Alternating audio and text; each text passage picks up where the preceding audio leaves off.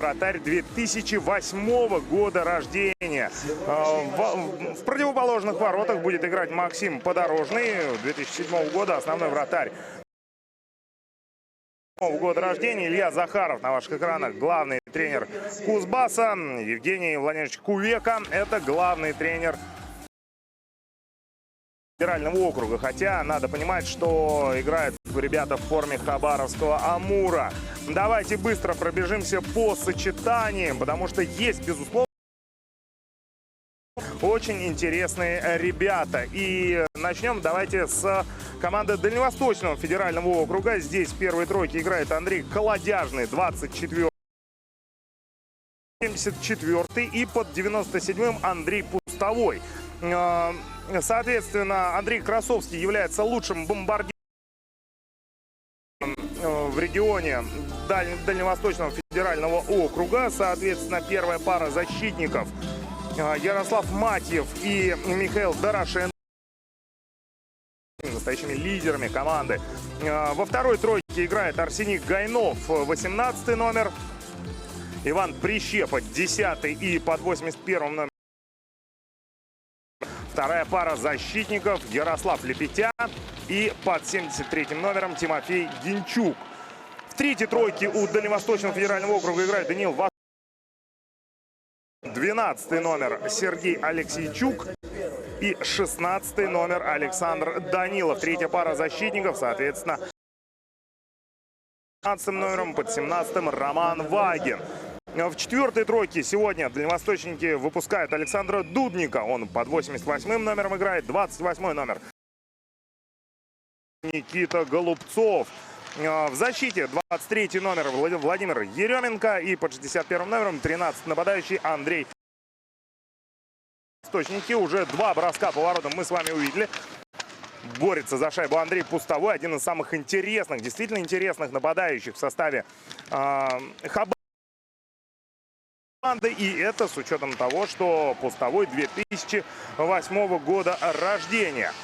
Клюшкой играет сейчас Максим Подорожный, выбрасывает шайбу из Восточного федерального округа. Соответственно, в воротах у Кузбасса сегодня играет Василий Павлинский. Под 31-м номером Михаил Бронников, под 70-м запасной вратарь. Первая тройка. 77-й, 11-й номер Егор Хананьев. И под 10-м номером заявлен, соответственно, подбирает шайбу сейчас Иван Прищепа. За спину себе делает передачу. Подбирает шайбу, в свою очередь, в углу Дамир Атнагулов. Уже защитник, нападающий второй тройки нападения. Во второй тройке у Кузбасса сегодня играют Тимофей Казбан. Воротам наносит все тот же Дамир Атнагулов. Но выручает сейчас своих партнеров Максим Подорожный.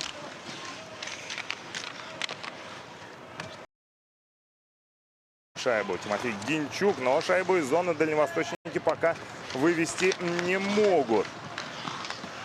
В борьбе сейчас Борт отбросил шайбу. Пас вперед.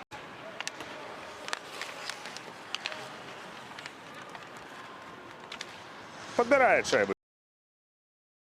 Забрасывает ее поглубже в зону атаки Павел Бортников.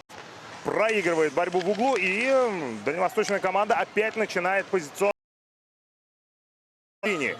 Скорректировать полет шайбы не удалось в этой ситуации Сергею Алексейчуку, который сейчас крупным планом на ваших экранах. Ну а мы давайте тогда дальше пробежимся по... Вторая пара обороны Тимофей Дудченко, 4-й номер и 37-й номер. Это Никита Авлаг. Нападение Сергей Воронов, 72-й номер, под 14-м Владислав Жуликов, под 5-м номером Артем Лычко. Третья пара защитников Кузбасса, 74-й номер, и под 88-м Павел Бортников. Четвертая тройка нападения выглядит следующим образом. Даниил Фролов, 97-й, первый, и по 35-м номером играет Евгений Ершов. 77-й Андрей Мурлев заявлен 7-м защитником, под 27-м номером Деев. Хорошее столкновение в средней зоне. Уронили Никиту Голубцова. Сделал это Артем Лычко. Новую атаку начинают дальневосточники. Затащил шайбу в чужую зону. Андрей Пустовой. Безадресная передача. Павел Бортников через ближний борт выводит шайбу из своей зоны. Быстрая атака. Уходит здесь от силового приема Сергей Воронов. Приводит шайбу в угол. Подбирает ее Артем Лычко. Но дальше хорошо. Пустовой смещается в центр. Бросает. Попадает в ближнего игрока. Ян Тиняков на линии броска. В 96-й Виктор Титяйкин под 17 номером. Ну а на ваших экранах Андрей. Второй бомбардир команды. У него 32 очка. Ну, я говорю про турнир Дальневосточного федерального округа. За Амур 2007 брал в 16 играх 32 балла, 14 заброшенных шайб и 18 результативных передач. Бросок с дальней дистанции. Наатаковал. Самым результативным защитником Амура 2007 года является 15 очков. Но здесь, конечно же, выделяется, да, вот два игрока. Это Андрей Красовский. У него 43 набранных очка в 17 матчах. 18 шайб и 25 результатов. Забросил 15 шайб и сделал 17 передач в 14 матчах. А напомню, что Пустовой 2008 года рождения. Неплохо. Здорово. Проезжает в зону атаки с броском поворотом Иван Прищепа. Но бросок оказался неточным. Петя пытаются зацепиться за шайбу дальневосточники. Это сделать им удается. Арсений Гайнов в углу шайбу подобрал. В центр делает передачу. Бросок с неудобной руки. Гол. Вот так. Иван Прищепа принимает поздравления от своих партнеров. 10-й номер Дальневосточного федерального округа забрасывает первую шайбу.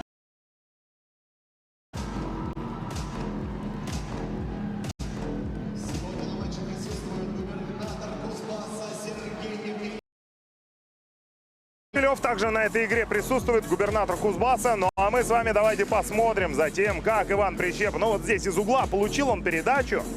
Ушел из-под опеки. В ближний угол. Но здесь поднимал руку вверх Василий Павлинский. Я уж не знаю, может быть, Павлинскому показалось, что ему Константин Карпушкин был. Но нет. Гол засчитан. Иван Прищепа принимает.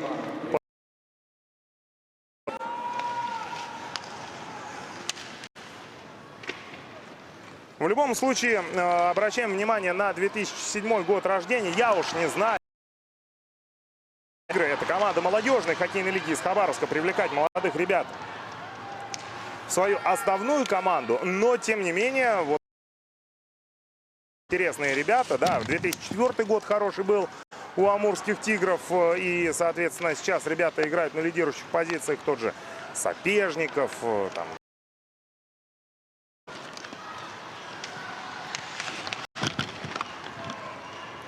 Сапежников, по-моему, второй или третий бомбардир. Пивачев тот же. Так, а у нас в атаке Кузбасс. Попытка броска в исполнении Владислава Жуликова. Эта попытка была забирает шайбу Артем Лычко. Один из самых заметных игроков в составе Новокузнецкого Металлурга.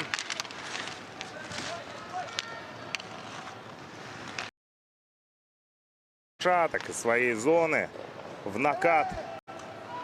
Роман Вагин длинную передачу выполнил. Подбор остается за дальневосточным.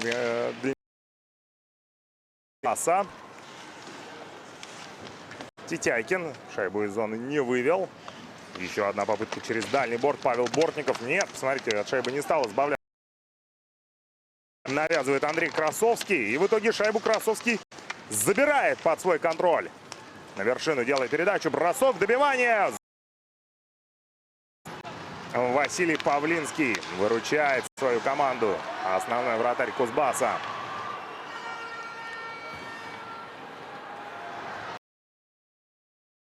Но здесь уже не позволят Андрею Пустовому прорваться к воротам. Даже по ловушке, по-моему, он задел Павлинского, но без каких-либо конфликтных.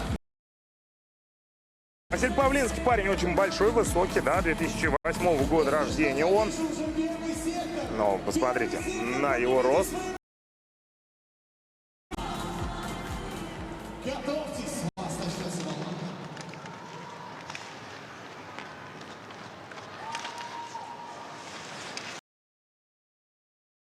А Василий Павлинский уроженец Новокузнецка, воспитанник местной школы. Кто знает, может быть, в ближайшем будущем медведи увидим в молодежной хоккейной лиге. Но, повторю, для меня самое главное то, что удалось завершить реконструкцию Металлургов, где в свое время играл Новокузнецкий Металлург, еще и в континентальной хоккейной лиге.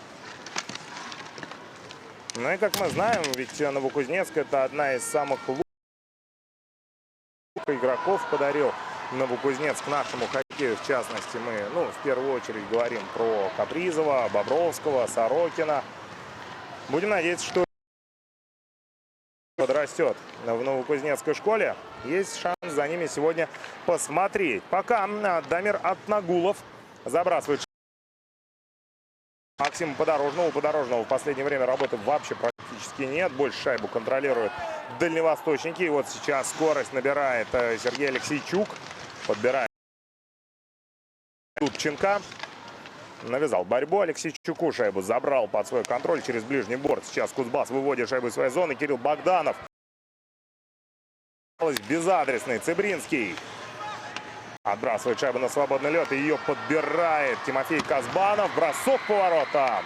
В целом все контролировал Максим. Мимо створа. И по правому флангу бежал Никита Голубцов. Быстро его остановили силовым приемом. Но здесь потеря. Невынужденная потеря и шанс для Даниила Вакарина. Ему не удалось. Откатывается сейчас в свою зону Дамир Атнагулов.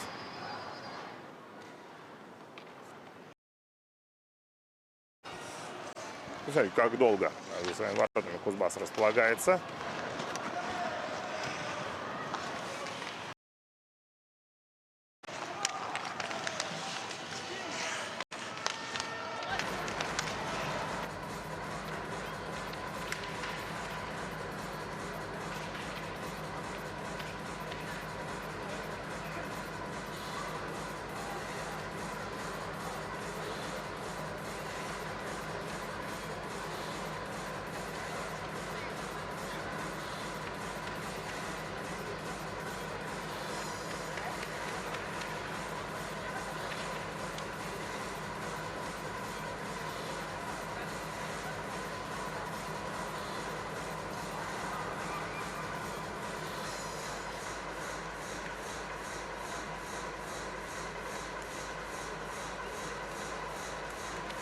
И за Казбановым, конечно же, и за Атнагуловым мы сегодня с вами посмотрим. Вылетела шайба из зоны Кузбасса. В своей зоне ее Красовский подобрал, а только новую разгоняют дальневосточники. В принципе, игровое преимущество Дальневосточного федерального округа заметно. Попытка броска от синей линии. Михаил Дорошенко атаковал. Блокирован. Лычко.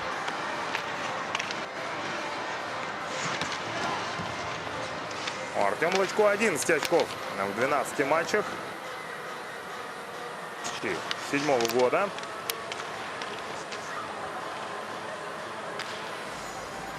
Семь голов забил в сезоне. Ну, в принципе, практически все ребята, которые сегодня представлены в Кузбассе, это ребята воспитанники Новокузнецкого Металлурга.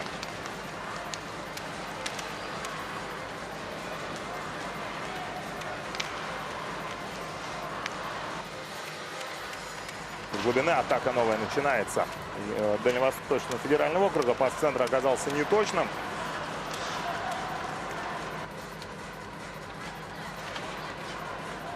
Забрасывается шайба за ворота. Максима Подорожного, вратарь Дальневосточного федерального округа, шайбу оставить не успевает. Единственного в этом матче за своими воротами шайбу подобрал.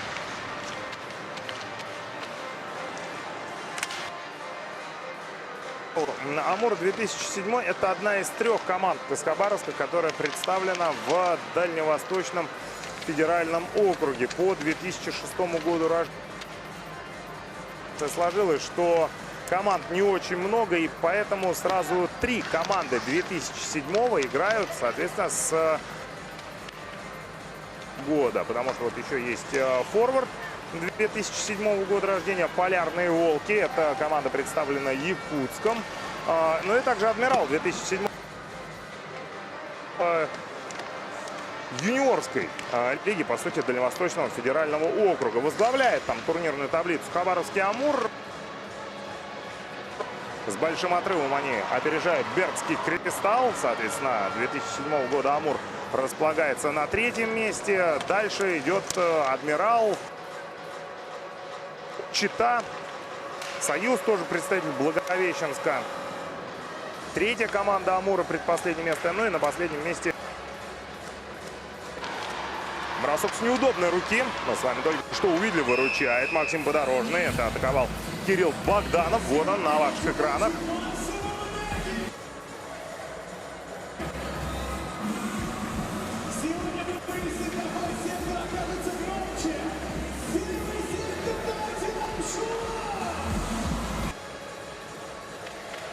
Еще раз сами смотрим вот здесь. Ну, бросок получился не очень опасным у Богданова, но, тем не менее, заставил он вступить в игру. Кирилл Богданова, 15 очков, он 4-й бомбардир Новокузнецкого Металлурга 2007 года рождения. У него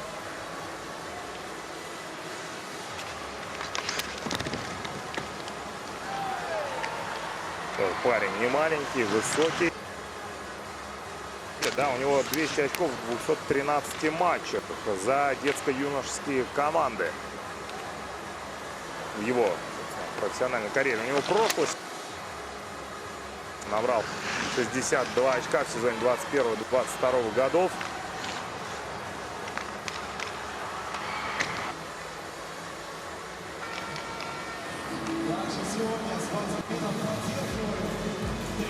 Я напомню, что Новокузнецкий Металлург играет по региону Сибирь. А в прошлом сезоне были представлены команды из Омска, Красноярска, Ангарска. В ваших экранах сейчас Евгений Кувека, известный в прошлом игрок СКА Хабаровска. Команда в Хабаровске была переименована.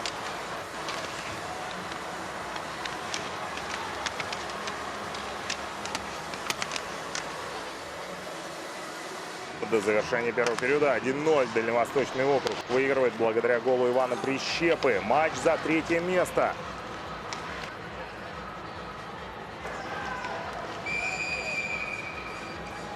Игра остановлена.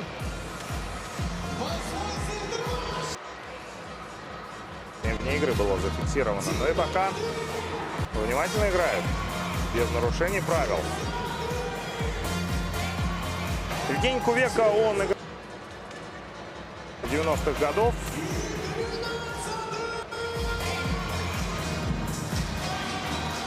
Сам уроженец Магадана. Так, подождите.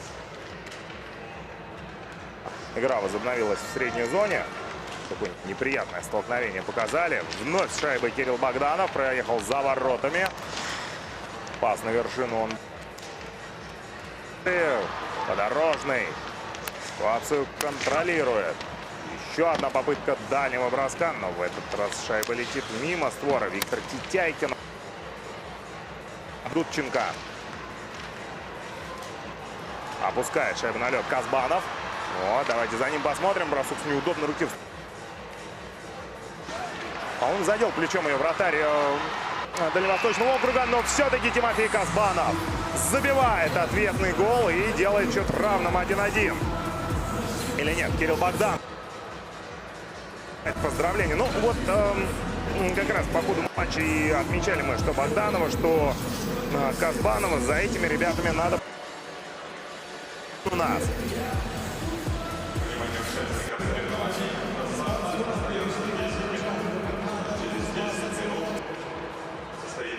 Посмотрим. Здесь крайне неудачный выход из зоны.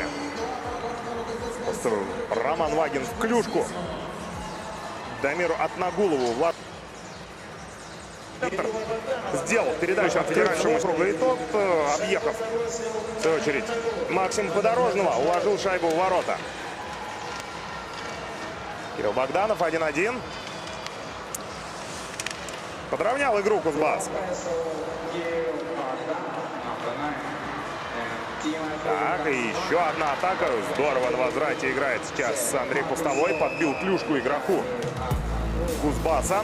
Бросить не позволил. Артем Лычко на ваших экранах.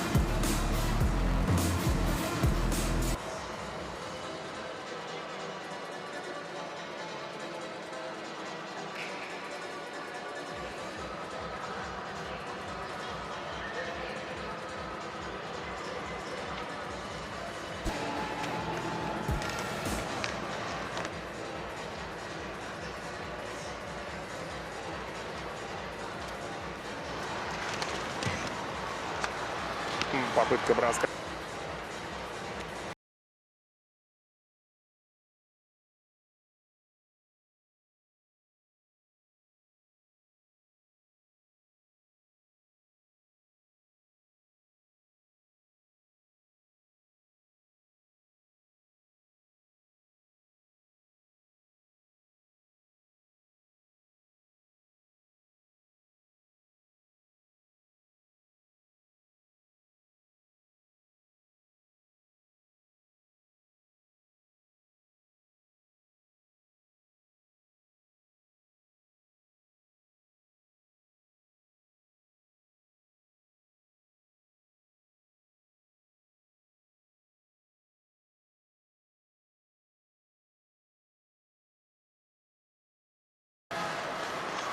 Игрок дальневосточной команды, так, честно говоря, сложно было обратить внимание, кто это был. По-моему, Роман Вагин как раз-таки не позволил Лычко довести дело до броска. Но позиционная атака продолжается. Наброс от синей линии в исполнении Тимофея Дудченко. Подорожный отбивает шайбу в сторону. Смотрите, сколько народу собралось за матч. На матч за третье место. Атака через левый фланг. Пас на вершину. На вытянутых руках пытался Андрей Пустовой выкатиться на свободный лед. Пустовой на пятак, бросок и гол. 2-1. Выходит вперед Дальневосточный федеральный округ. Андрей Пустовой становится автором результативной передачи. Ну а с пятака бросок сейчас наносил, если правильно, опять же, разглядел, сейчас на повторе будем изучать, Андрей Красовский. Да, первым едет Андрей принимать поздравления. Эта связка работает у хабаровской команды. Очень интересные нападающие. Они действительно заметны. Обязательно запомните эти две фамилии. Смотрите, вот здесь здорово. Пустовой уходит из-под опеки Данила Фролова и с неудобной руки на пятак. Откуда в касание Андрей Красовский переправляет шайбу в ворота. И Андрея Пустового, номер 97. Еще одна атака через правый фланг. И вновь Пустовой. И он уже сам бросает. Передержал шайбу, как показалось. 97-й номер Дальневосточного федерального округа. Мог бы шайбы и поделиться в центр, например, сбросить. А почему бы и нет? Но в итоге решил завершить все сам. Пустовой. По левому флангу завез шайбу в зону атаки. Андрей Колодяжный. Вновь играет в центр. Красовский. Ух ты! Это была прострельная передача.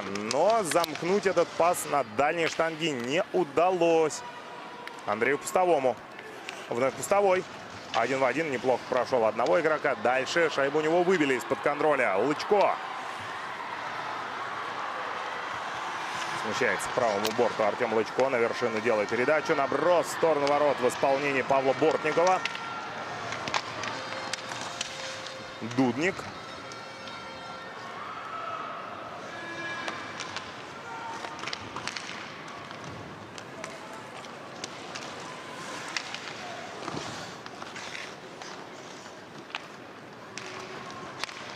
На выход из зоны пошла передача.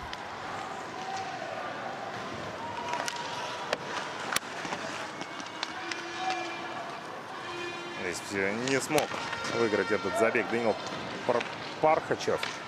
И удаление будет у нас. Первое удаление в этом матче за 2,5 минуты до завершения первого периода. Подножку фиксирует главный арбитр.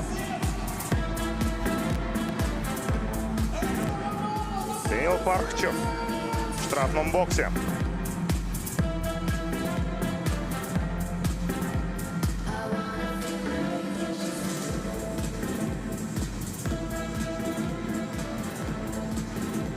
Поднимайте свои ручки, болейте за спортсменов, дайте им свою поддержку!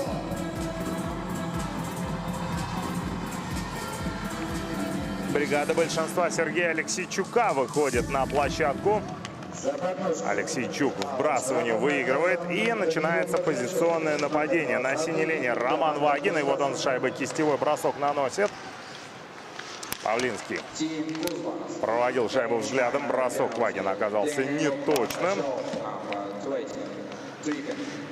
Алексейчук на синюю сделал передачу. Вагин отправляет шайбу вновь вглубь зоны. Цыбринский борьбу за шайбу проигрывает. И Лычко выводит шайбу. Нет, это Богданов был, да. Богданов вывел шайбу из своей зоны. Алексейчук.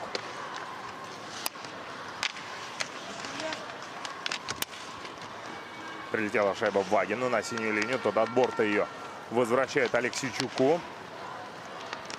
За спину передача не проходит у 12-го номера. И отбрасывается Кузбасс. 50 секунд большинства позади. Сошла шайба с крюка у Вагина. И вот таким вот образом Кузбасс сам отбрасывает шайбу в свою зону. Но первым на подборе должен быть Павел Бортников. Да, через дальний борт он пытается выбросить шайбу. Не получается это сделать. Расставляется в позиционном нападении дальневосточники. Хорошая поперечная передача. Красовский на пятак. До Колодяжного шайба не дошла.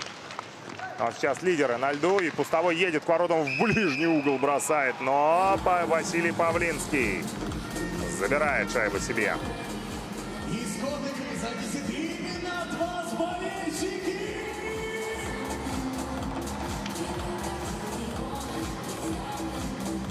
За 2007 год Василий Павлинский в этом сезоне сыграл лишь один матч.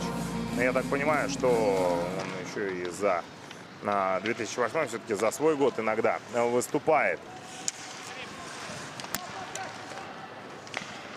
Шайба на синей линии. Дорошенко налево. Колодяжный. Последняя минута первого периода.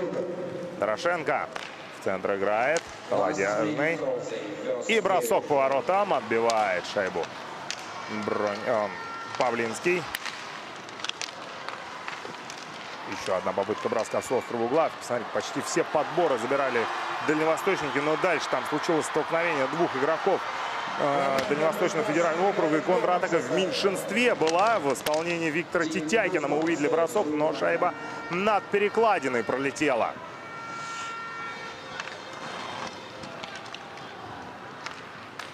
От своих ворот атаку новую разгоняет Михаил Дорошенко. Неточная передача в среднюю зону. И в итоге здесь, вот посмотрите, идет борьба за шайбу. Последние 10 секунд первого периода.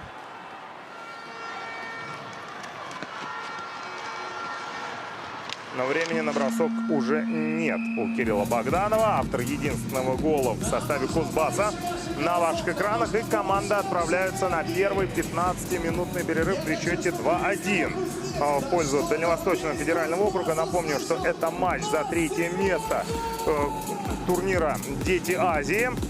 Дальневосточный федеральный округ играет против хозяев, против Кузбасса, и выигрывает со счетом 2-1. Сейчас мы с вами посмотрим лучшие, главные моменты стартового игрового отрезка. Один раз в большинстве поиграли дальневосточники, но реализовать удаление Данила Пархачева не удалось. Но пока вашему вниманию моменты. Вот здесь выручает свою команду Максим Подорожный, но в целом дальневосточная команда смотрелась куда предпочтительнее. Был хороший контроль шайбы, и в итоге счет у нас изменился. Таким образом, Иван Прищепа получает передачу от Арсения Гайнова, бросает с неудобной руки в ближний угол и забивает. Ну и нельзя не отметить партнера, да, Ивана Прищепа, который вовремя проехал перед вратарем. Кузбасс ответил своим моментом. Правда, вот здесь была возможность у Вакарина отличиться, но переиграть с близкого расстояния Василия Павлинского ему не удалось. А вот здесь Вагин ошибается с передачи на выход из зоны. И дальше очень быстрый розыгрыш в исполнении от Нагулова и Кирилла Богданова. Богданов забивает и сравнивает счет в этой игре. Но свое слово сказали и лидеры дальневосточной команды. Посмотрите, какую передачу Андрей Пустовой делает на пятак. Для начала он ушел из угла от Никиты Вагнера. Дальше скинул на пятак, откуда бросил Андрей Красовский и вывел свою команду вперед. Статистика стартовой 20-минутки на ваших экранах. В принципе, по игре все и так было заметно. Ну а мы с вами отправляемся таким образом на первый перерыв и будем ждать начала второго периода, что сможет противопоставить Кузбасс достаточно мощной игре Дальневосточного федерального округа. Самую обыкновенную пятюню прямо сейчас передайте соседу, чтобы как можно больше поддержки, как можно больше тепла было сегодня на арене, чтобы было максимально мощно и максимально громко. Вперед, Кузбасс!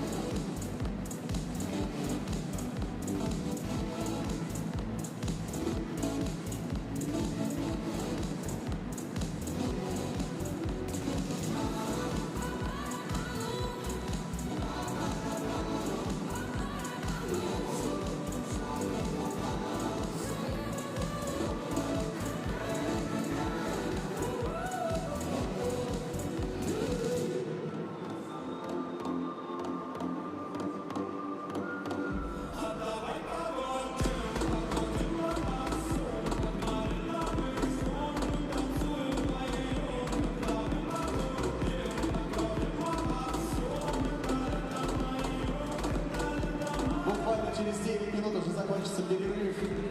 И наша с вами задача будет вот сейчас приготовиться. Вы даже можете не сильно общаться со своими друзьями, родными и близкими, с кем вы сегодня пришли. Только для того, того, чтобы сохранить голос, сохранить силу, сохранить воздуха, чтобы, когда начнется игра, вы максимально выдали свою голосов, максимально выдали свои энергии, насколько это только возможно. Поддержка, чтобы звучала от каждого сектора, с каждой стороны, максимально сильно за своих спортсменов.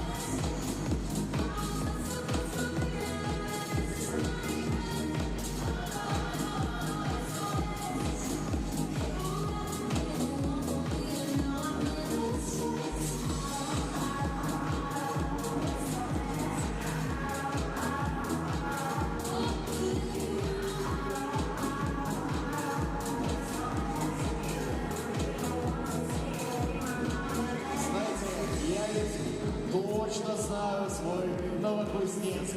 И я точно знаю, что это не все, на что вы способны. Это не вся громкость, на которую вы способны. Я знаю, что вы можете больше.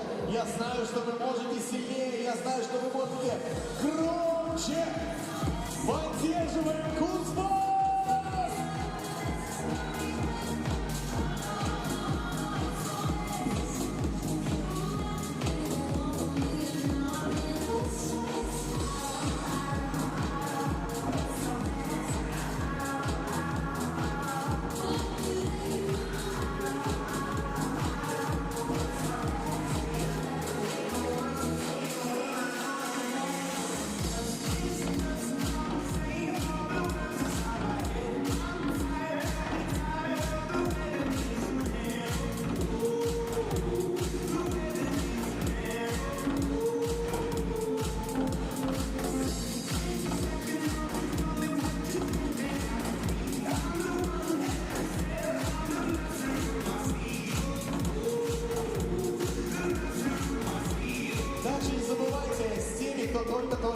возвращается на свои места, нужно поделиться обязательно.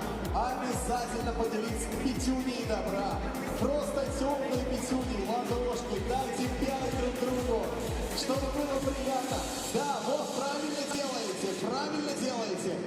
Вы тоже посмотрите на соседа рядом и дайте ему пятюню. Точно так же. Правильно. Передавайте пятюню добра. Чтобы было тепло, чтобы было жарко сегодня здесь.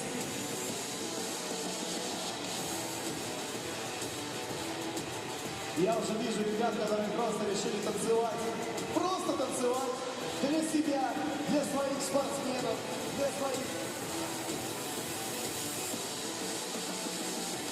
Всем доброго времени суток. Меня зовут Сергей Бобровский, я воспитанник хоккейного клуба «Металлург» Новокузнецк. В данный момент являюсь секретарем команды города Фантас. Хочу поздравить всех участников турнира с большим праздником. Хочу поздравить жителей города Новокузнецка с таким знаменательным событием. И пожелать всем ребятам, всем участникам успехов, получить удовольствие от соревнования, самые лучшие эмоции.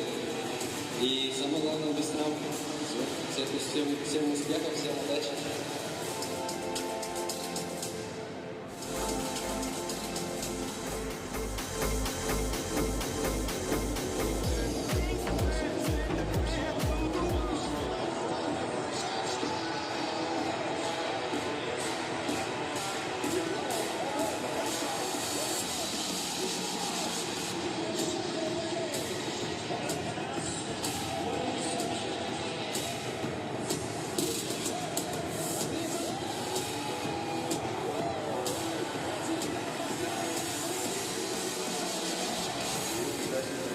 Азии из Миннесоты.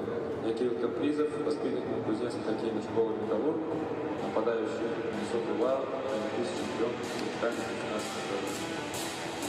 Горжусь тем, что родился в Новокузнецке, и очень рад, что в эти дни родная для меня арена принимает сильнейших юных хоккеистов азиатского континента. Сегодня для вас первый международный старт, а завтра вы сможете выступать в лучших турнирах мира и представлять свои страны на Олимпийских играх. Путь для каждого из вас, игры Лиги Азии, станут началом больших побед. Всем успехов, удачи, только вперед!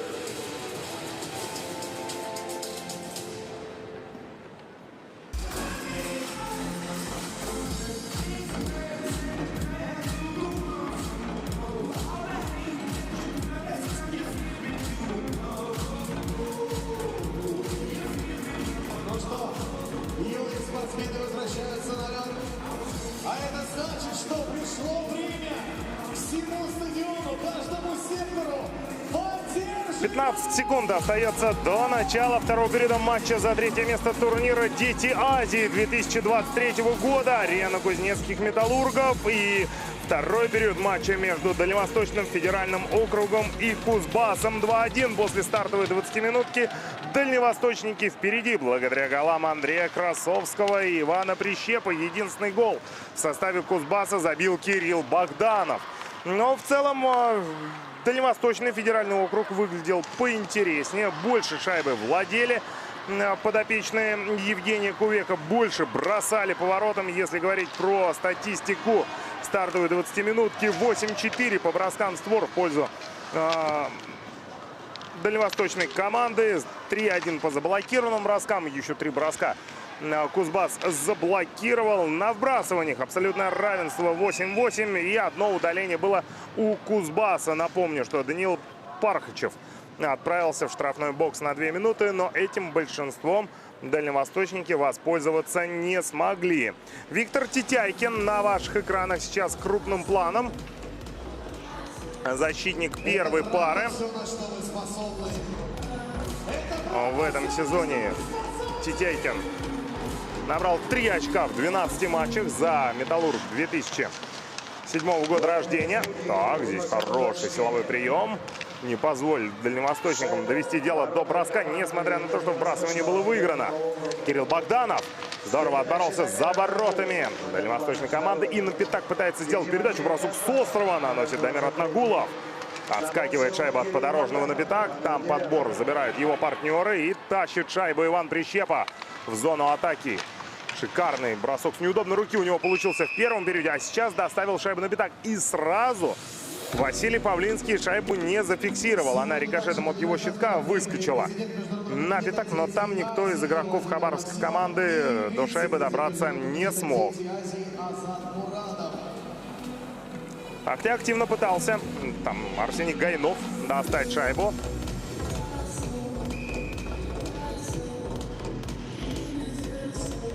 Возобновляется игра в зоне Кузбасса.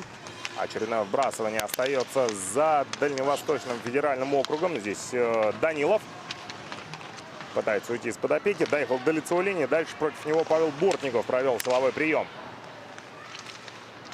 А шайбы из своей зоны Кузбасс вывести пока не может. Бросок с дальней дистанции все контролирует Павлинский.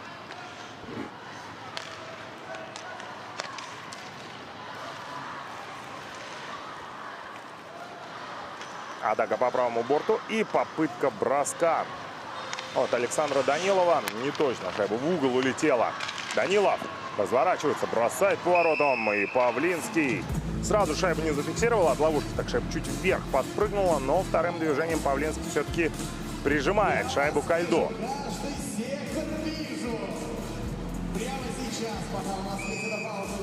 Но ведь среагировал на бросок Александра Данилова вратарь Кузбасса.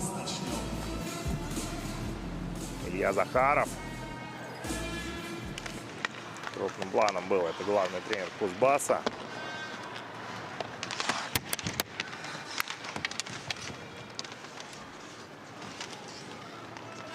Илья Захаров сам работает главным тренером юниорской команды Новокузнецкого «Металлурга». Также помогает тренировать и команду до 16 лет. Сам в свое время Илья Захаров играл в молодежной хоккейной лиге за Кузнецких «Медведей». Причем 2 сезона он отыграл там. По результативности весьма неплохо у него все было. 21 очко в 39 матчах в его первом сезоне в 12-13 годах. Далее в сезоне 13-14 годов за Кузнецких «Медведей» Илья Захаров набрал 29 очков в 56 матчах. И дальше уже, когда по возрасту он перестал проходить в состав молодежной хоккейной лиги, попробовал свои силы в ВХЛ. В Красноярском «Соколе» 34 матча отыграл и закончил после сезона 15-16 годов, отыграв за Воскресенский «Химик» в высшей лиге 16 матчей. Вот теперь тренирует молодых ребят.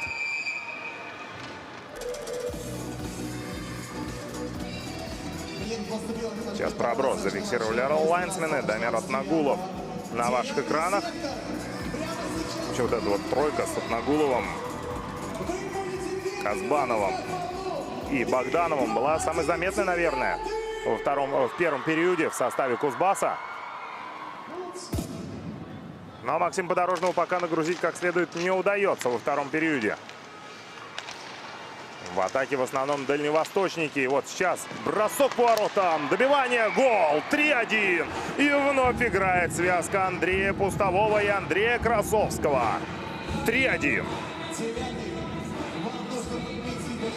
В этот раз Пустовой решил бросить по воротам, но с его броском справляется Василий Павлинский, но с добиванием от Красовского справиться Павлинский был уже не в состоянии. Дубль оформляет 74-й номер. Ну а Пустовой, в свою очередь, отметился второй результативной передачей. Колодяжный также записывает себе в актив пас. Именно он ассистировал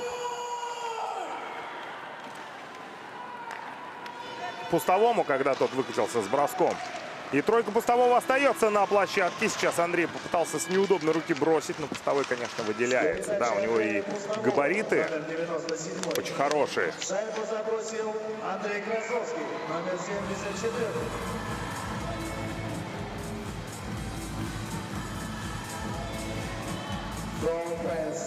Вон он на ваших экранах, Андрей Пустовой. 14 лет, 185 сантиметров роста. Уроженец Хабаровска. Но, повторюсь, будем следить. Будем следить, потому что Как мы знаем, в молодежной хоккейной лиге составы обновляются достаточно часто. Но пока вот к 2008 году... Слушайте, а почему бы и нет? Ну, в принципе, 2008 год... Нет, по-моему, 2007 год может в следующем сезоне заходить. По-моему, в МХЛ в этом году, 2007 году, еще нельзя было играть. Но сейчас по ходу трансляции еще уточню этот момент. Ну а пока смотрим за очередной атакой Дальневосточного федерального округа. Бросок Вагина. Добивание из-под ноги сейчас наносил бросок Иван Прищепа. Справляется пока Павлинский. Но тяжело обороняться Кузбассу. Посмотрите, какая мощная атака у дальневосточной команды. Размашисто атакует, бросок по воротам.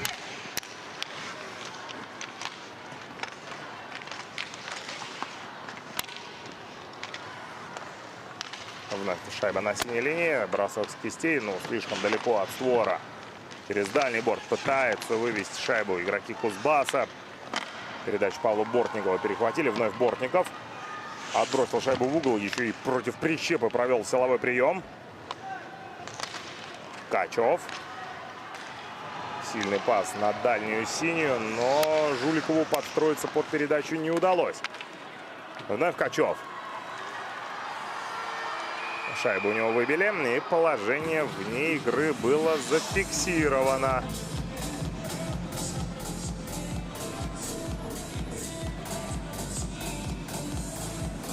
Так, ну вот получается, что в этом сезоне в молодежной хоккейной лиге, да, самым молодым был игрок 2006 года рождения Владислав Ухмылов. Он за омских ястребов попадал в заявку. 22 декабря он родился. Ну вот получается, в следующем году, может быть, кого-то из этого состава Амура мы с вами увидим в МХЛ в составе амурских тигров.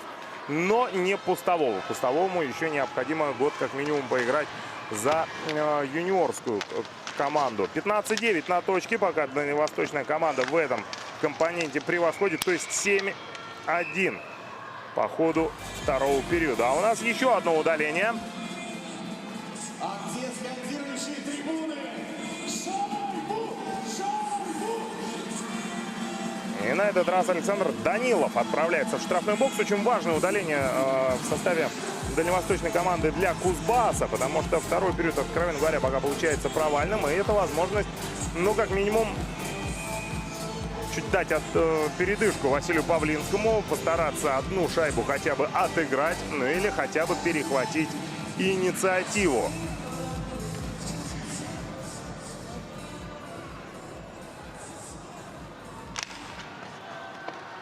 За подножку малым штрафом наказан Александр Данилов, номер 16, команда Дальневосточного федерального округа.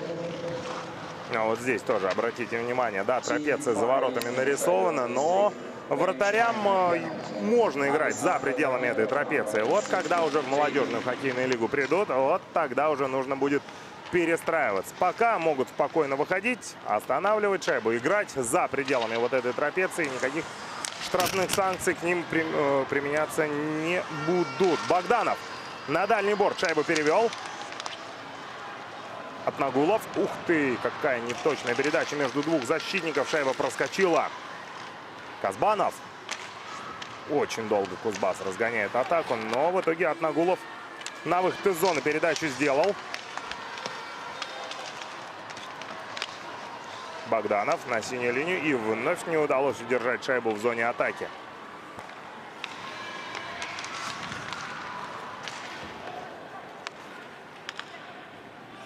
Спокойно меняется и Дальневосточный федеральный округ, пока Кузбасс пытается разогнать новую атаку. Передача направо. Через левый борт Ананьев завез шайбу в зону атаки, но его достаточно быстро там остановили. И вновь шайба за воротами Кузбасса.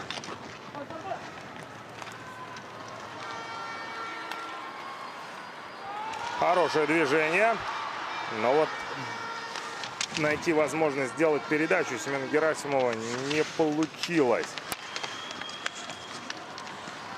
Может быть, сейчас что-то получится. Данил Пархачев приехал на пятак, и против него правила были нарушены. Еще одно удаление в составе дальневосточной команды.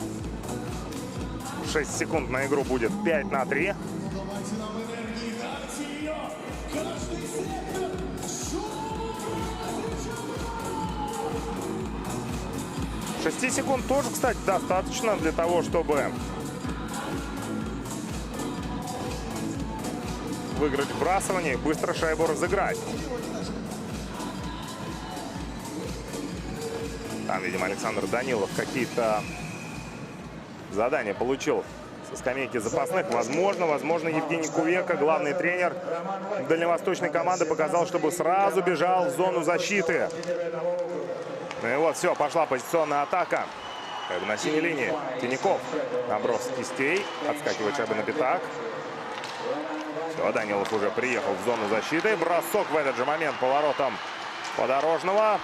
И Максим здорово играет внизу, забирает шайбу, прижимает ее к льду. И здесь небольшая потасовка возникает на пятаке. Активен был Егор Хананьяев.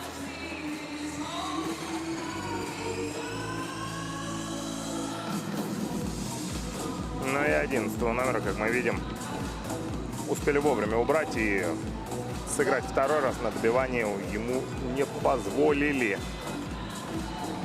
Большинство Кузбасса продолжается. Хананьяев встает на точку. Против него Иван Прищепа. Хананьяев выигрывает это вбрасывание, но зону атаки закрыть Яну Тиньякову не удается. Приходится возвращаться в среднюю зону. Передача на Герасимова. Герасимов направо. Здорово из-под опеки уходит Данил Пархчев. Останавливается в зоне атаки на вершину. Делает передачу Тиняков. Наброс на ворота. До створа шайбы не долетел. Так, а это не удаление или нет? Арбитры криминала не увидели в этом падении игрока дальневосточной команды. Тиняков бросил с кистей от синей. Шайба пролетела мимо ворот. Ну а дальше, пока боролся игрок Кузбасса с защитником дальневосточной команды, Максим Подорожный корпус развернул, подвинул шайбу себе и прижал ее ко льду. Вот, посмотрите. Это на пятаке пытался Виктор Титяйкин уйти из-под опеки защитником. На пятак Илья Захаров поставил.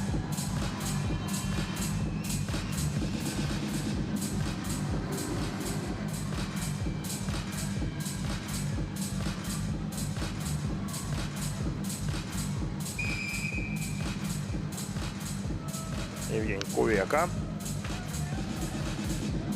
Ну, видно, что чуть подрасслабились дальневосточники. 2 удаления подряд.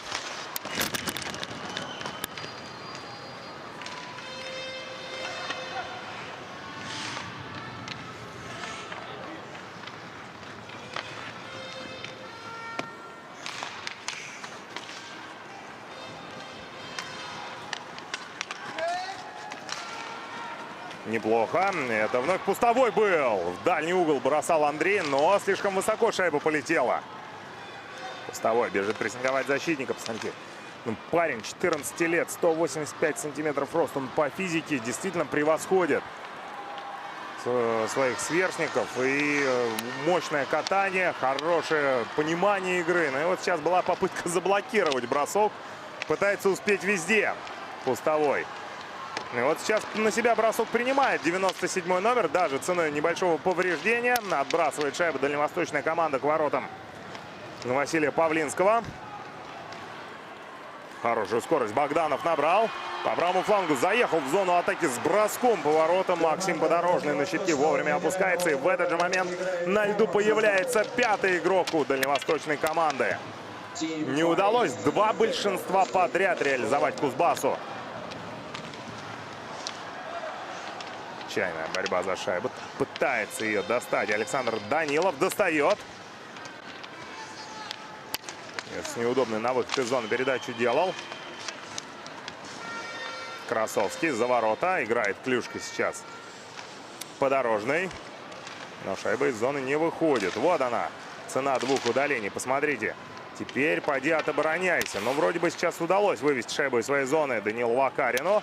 Заехал он в зону Кузбасса, но шайба в момент броска сошла у него с крюка. 16-10 по броскам в створ на данный момент. Дальневосточная команда Кузбасс перебрасывает. Ну а если говорить про отдельно взятый второй период, то вот 16-10 это получается 8-6. Ах, вот здесь красиво, да, Пустовой. Уже успел же переложить шайбу на удобную сторону крюка, но шайба слишком высоко полетела. Выбрасывает шайбу по дорожной своей зоны. Хороший силовой прием в средней зоне на красной линии. Получает Константин Карпушкин. Бортников. Шайбу у него забирает Прищепа. Ну и уже при игре 5 на 5 Дальневосточный округ начинает свою позиционную атаку. Прищепа с дальней дистанции набрасывает. Не видел момента броска Василий Павлинский. На щитке опустился, но благо для него шайба пролетела мимо створа. Карпушкин. От двух игроков ушел. Бросок с пятака. И шайба застревает у Василия Павлинского. В амуниции Иван Прищепа атаковал. Вы чувствуете это? Наши парни точно чувствуют вашу поддержку. Они слышат каждый ваш голос. И он для них важен!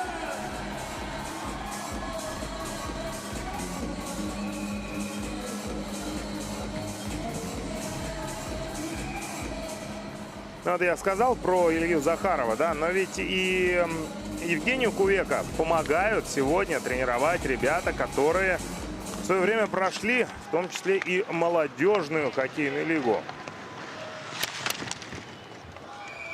И Александр Макаров, который, в принципе, возглавляет команду «Амур» 2007 года рождения, да, и, соответственно, Андрей Маслаков, тренер вратарей, тоже выходец из амурских «Тигров». Шуметь, хлопать, поднимать руки.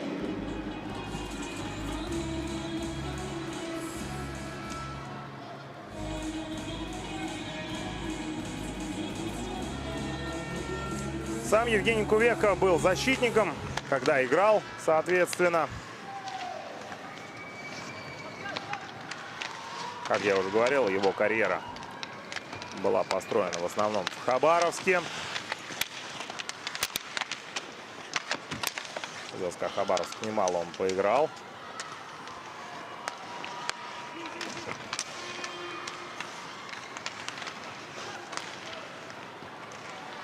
Попытка броска с неудобной руки. Ворот пролетела. Но при этом Евгений Кувека в этом сезоне возглавляет команду юниорской команды Хабаровского «Амура». То есть, ну вот, как я говорил, Александр Макаров, он тренирует 2007 год, 2006 возглавляет Евгений Кувека. Он всю свою карьеру работает в Хабаровске, да, и тренировал команду 3-й российской лиги еще в начале 2000-х годов. Затем долгое время тренировал «Амур-2» еще до создания молодежной хоккейной лиги. В 2010 году был помощником главного тренера амурских «Тигров» на протяжении 2 сезонов. Он помогал Михаилу Комарову.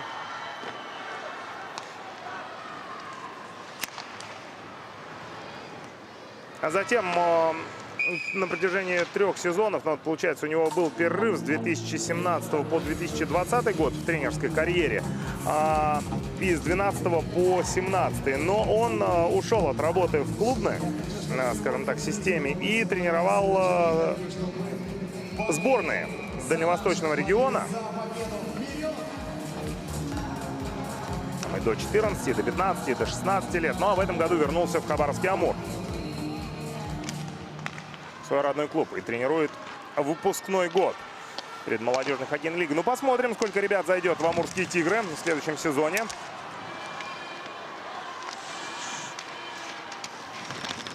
Из 2006 года. Там тоже есть интересные ребята.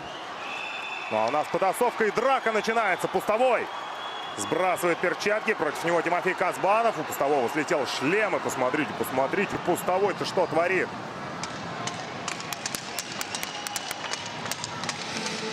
Вот познакомьтесь с Андреем Пустовым без шлема. Казбанов здесь тоже на эмоциях. Линейные судьи сопровождают ребят. Штрафной бокс. Но он здесь пустовой провел, кажется, чистейший силовой прием против Дамира Атнагулова. Но за своего партнера решил заступиться Тимофей Казбанов. Да, сбил шлем Андрею Пустовому. Ну, посмотрите, да, пустовой. Хорош.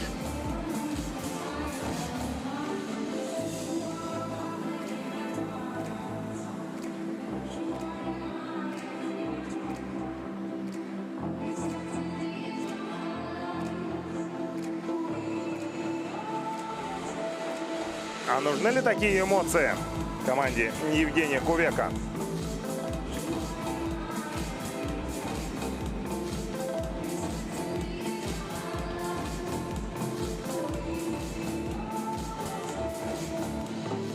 Эмоциональный разговор с главным арбитром проходит у тренерского штаба Дальневосточного федерального округа.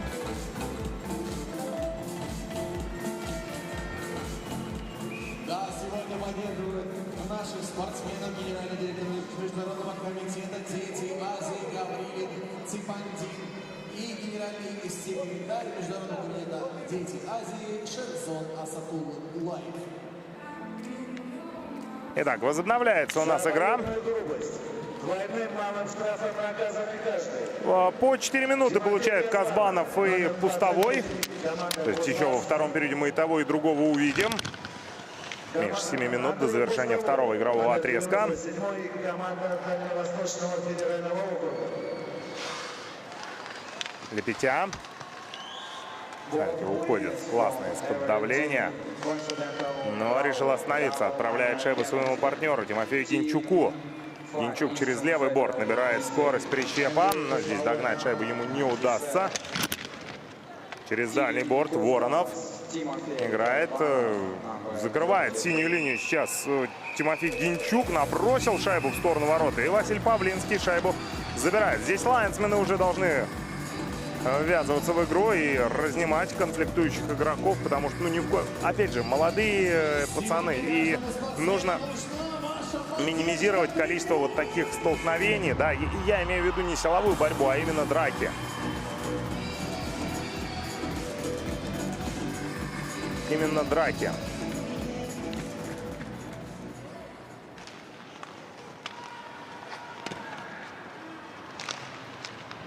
Через дальний борт пошла передача. И в ближний угол была попытка завести шайбу Данила Фролова. Не получилось. Ответ Дальневосточного округа. Бросок к воротам. Гол! Вот это да! Сергей Алексейчук попадает в дальний верхний угол ворот Кузбасса и делает счет 4-1. А мы с вами ждем повтора. Да, может быть, Павлинский зря опустился на щитки. Бросок-то был с дальней дистанции. Но попадание Алексейчука просто идеальное.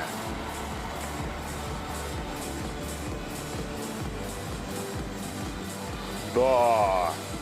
От крестовины шайба влетает в ворот Кузбасса.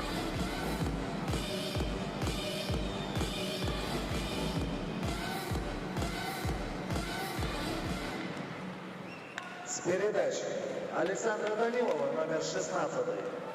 И Романа Вагина. Роман Вагин и Александр Данилов становятся авторами результативных передач шайбе Сергея Алексейчука. Так, у нас еще одно удаление за неправильную атаку.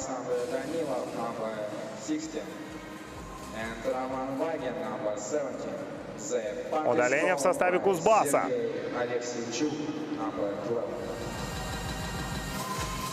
В штрафной бокс отправляется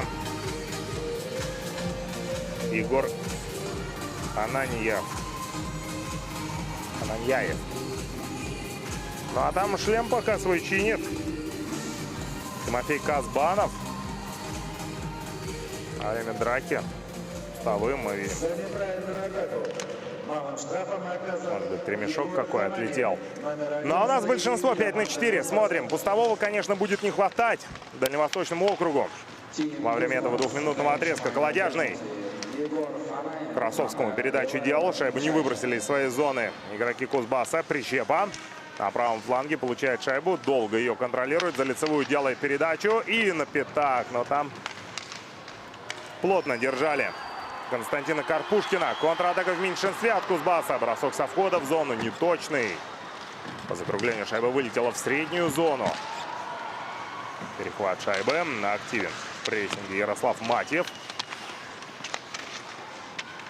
Можете посмотреть на габарит Ярослава Матьева, да, и поймите. Конечно, вот такие большие ребята, они определенно имеют преимущество по своему возрасту. Остановили силовым приемом проход Данила Вакарина. Но шайбу он успел в зону атаки пробросить. Однако синяя линия не закрыта Данил Цыбринским.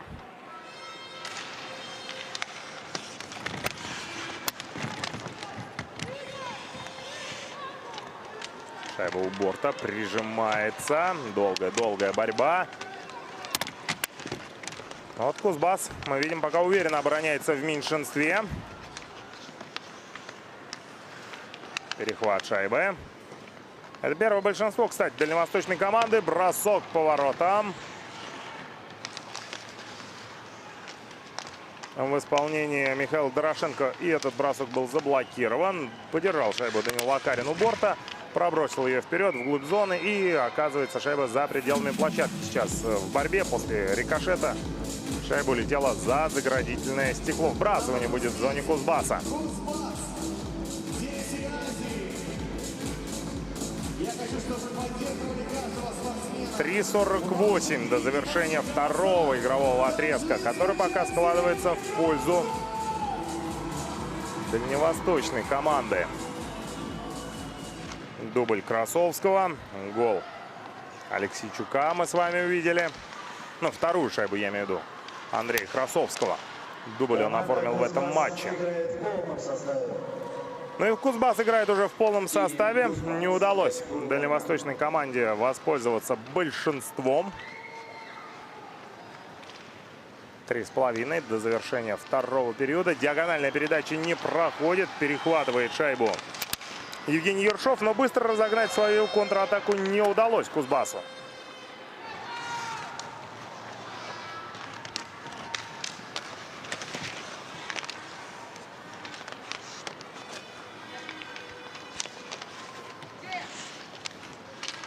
Пас за ворота.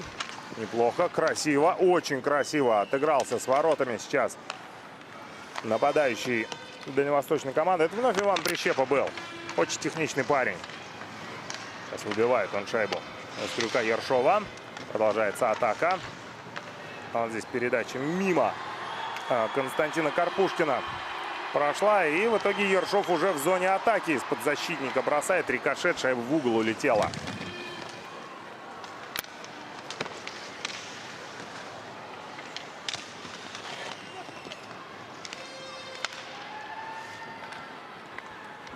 Атака по левому флангу.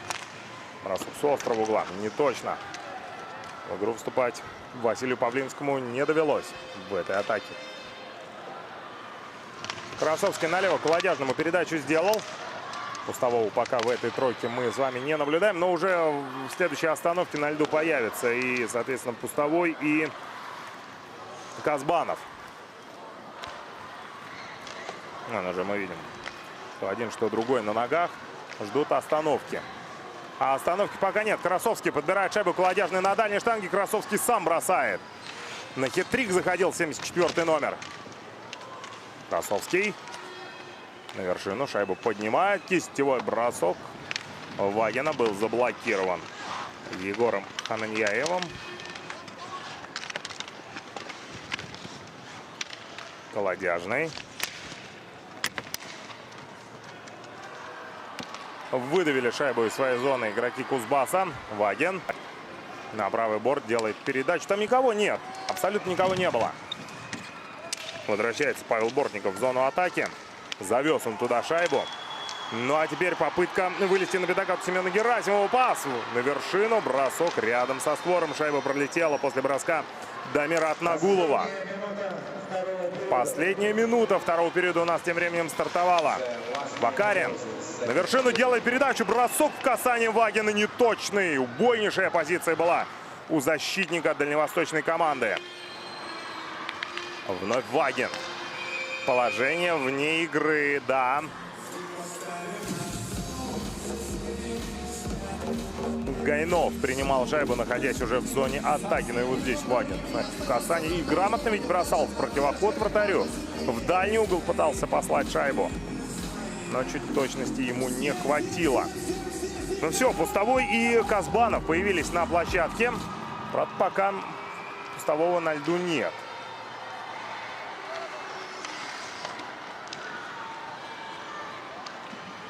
Одна из последних смен второго периода. 30 секунд до завершения второго игрового отрезка. Сейчас хороший ход в зону. Лайнсмен развел руки в стороны. Перехват. И бросок с неудобной руки в дальний угол. Гайнов атаковал. Створ не попал. Гайнов. Наброс низом. Отбивает шайбу перед собой Василий Павлинский, но подбор остался за его партнерами. Отбросил шайбу Кузбасс в среднюю зону. И на этом все, дорогие друзья. Звучит сирена, которая отправляет команды на второй 15-минутный перерыв. 4-1. Уверенное преимущество дальневосточной команды. Пустовой с Андреем Красовским и Андреем Колодяжным нарисовали третью шайбу. Ну а четвертый гол был в исполнении Сергея Алексейчука, который идеальным по точности броском в дальний верхний угол лишь укрепил преимущество своей команды и довел его до 3 шайб. Давайте с вами вспомним главные моменты, ну и, конечно же, голы. Пока мы с вами смотрим попытки Ивана Прищепа. У Прищепа немало шансов было, но выручал раз за разом Василий Павлинский свою команду. А вот таким вот образом Колодяжный сделал передачу Пустовому. Пустовой бросил, отбил шайбу Павлинский, а на добивании первым оказался Андрей Красовский, который оформил дубль в этом матче. Дальше команда чуть подуспокоилась, хотя Пустовой постоянно, тоже мы видим, создавал давление на ворота. Здесь он бросил выше ворот. Но это гол Сергея Алексейчука. Какое классное попадание. Один ведь заехал в зону атаки, но ведь бросил и попал. 4-1 после 40 минут игры. Отправляемся на второй перерыв в ожидании третьего периода. Ну и пока вашему вниманию статистика. Отдельно про нее подробнее поговорим уже перед началом третьего. А пока давайте немного отдохнем.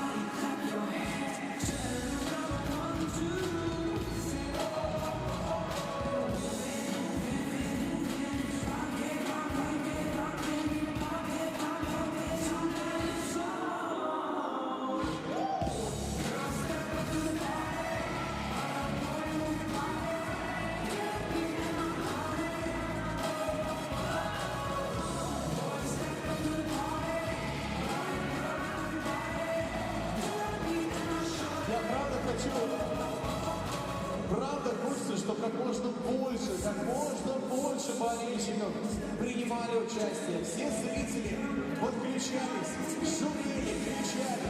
Шайбу, вперед, Кузбасс. Как хотите, но поддерживайте, чтобы они слышали, насколько нарастает энергия, насколько вы мощные, насколько сильно вы их поддерживаете. Поэтому готовьтесь, у вас сейчас есть несколько минут, чтобы чуть-чуть передохнуть, набрать воздуха в грудь, подготовить свои голоса и свои ручки, и после чего кричать очень и очень сильно.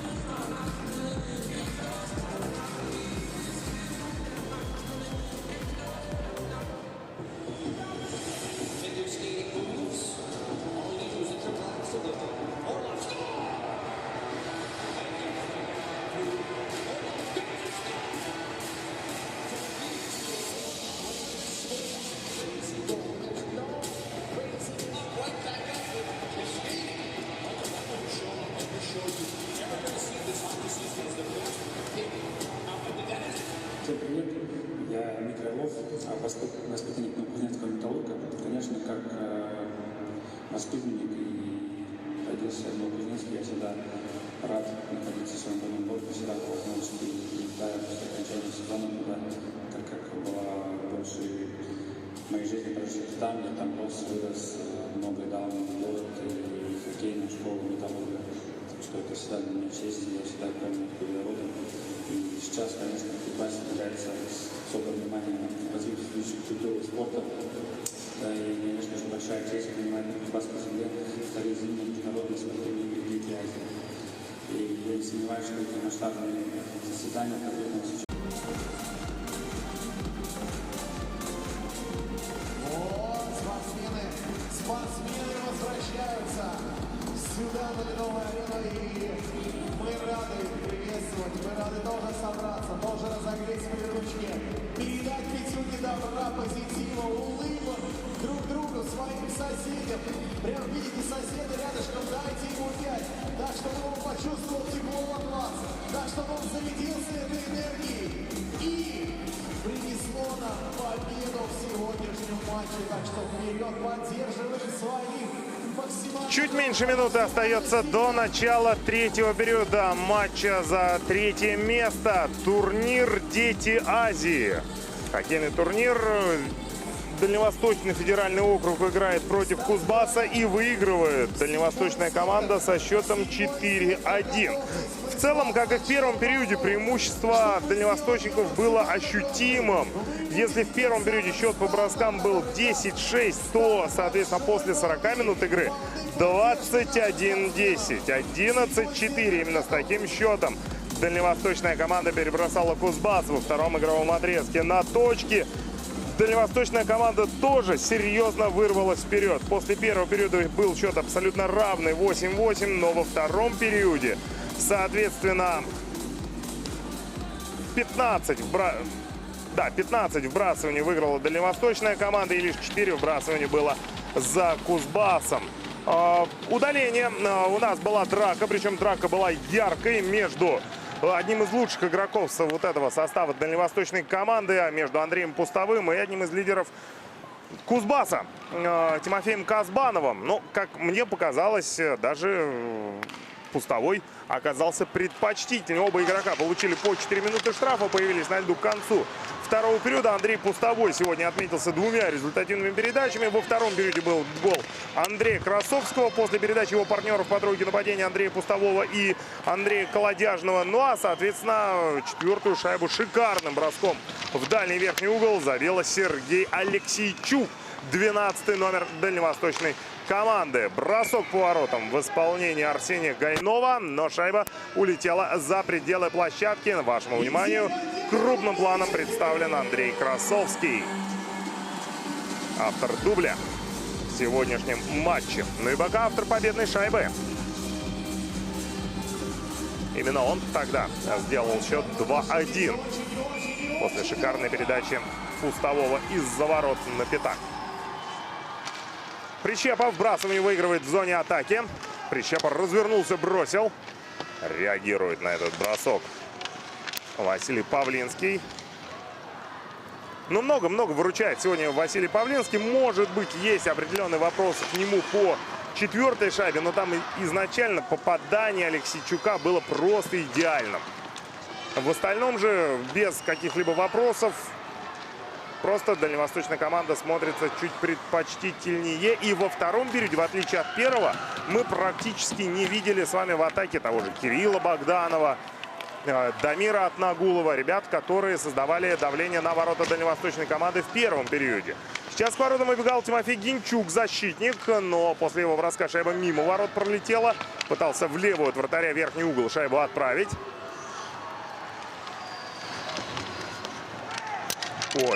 Ой, это, конечно, удаление. Это, конечно, удаление. Не сбавлял ходу Тимофей Казбанов. Сегодня он уже отсидел 4 минуты. Ну и сейчас врезался в Данила Цыбринского за удар локтем.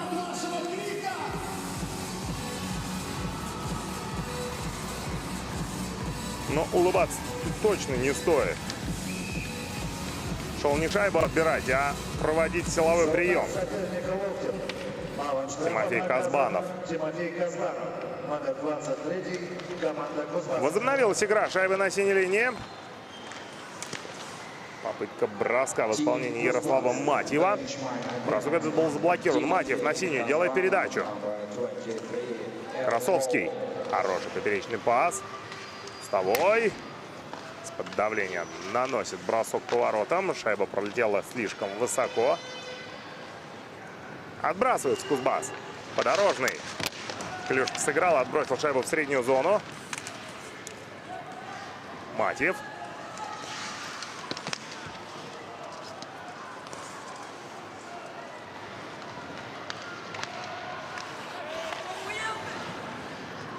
Это выброс шайбы, ну, в створ ворот, по крайней мере. Шайба прилетела, пришлось опускаться на лед Максиму Подорожному. Отбросил он шайбу в сторону. Пустовой. Выход 3 в 1. Пустовой сам бросает. Пуля вылетает из-под крюка 97-го номера, но в этот раз мимо шайба полетела.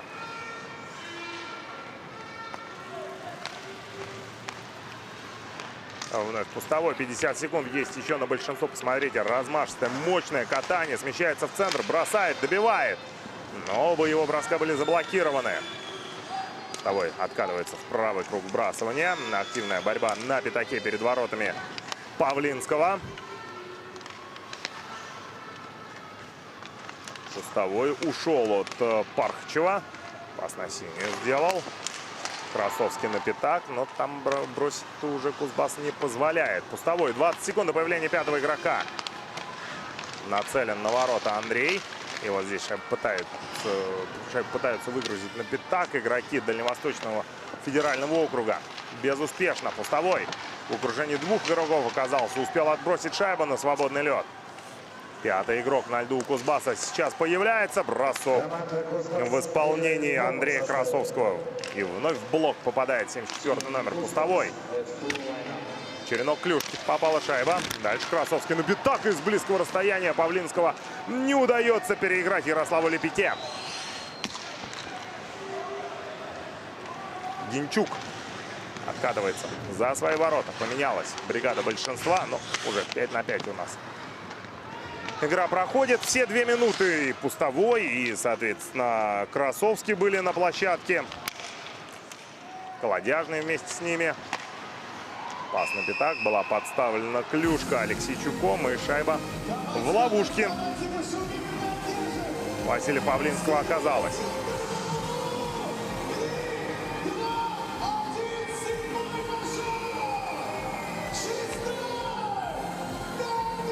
Даже Алексейчук клюшку не подставил.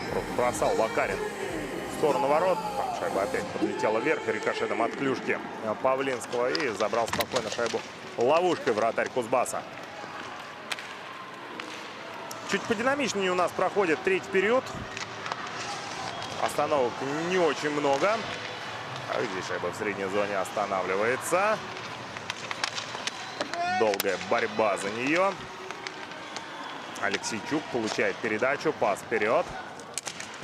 По левому флангу. Дальневосточники закатываются в зону атаки. Будет еще одно удаление. В штрафной бокс Тимофей Дудченко отправится за задержку соперника. Поддержка, это самое главное. Но, пожалуй, главное преимущество, которое есть сегодня у дальневосточной команды, это преимущество скорости против Александра Данилова. Правила были нарушены. Здесь вот мы видим, просто не успевал Тимофей Дудченко подстроиться под 16 номера. К борту его прижал, но еще и рукой чуть придержал. Да, Тимофей Дудченко за задержку в штрафном боксе. За задержку соперника малым штрафом наказан. Возобновилась игра. Вбрасывание остается за номинальными хозяевами. Все-таки Кузбасс в Новокузнецке проходит вот этот турнир. Колодяжный. Я думаю, это была попытка скинуть шайбу Матьеву. Но Матьев уже поехал вперед. Подорожный клюшка подстраховал своего партнера. Колодяжный по левому флангу продавил защитника. А вот на пятак передача не прошла. Пустовой. Естественно, опять на льду игроки первой спецбригады. Пустовой получает шайбу и бросает. Вновь в блок попадает. Подбивает клюшку, не позволяя шайбу из зоны вывести Павлу Бортникову. Еще одна попытка Кузбасса, в этот раз успешная. Подорожный. Пас вперед делает.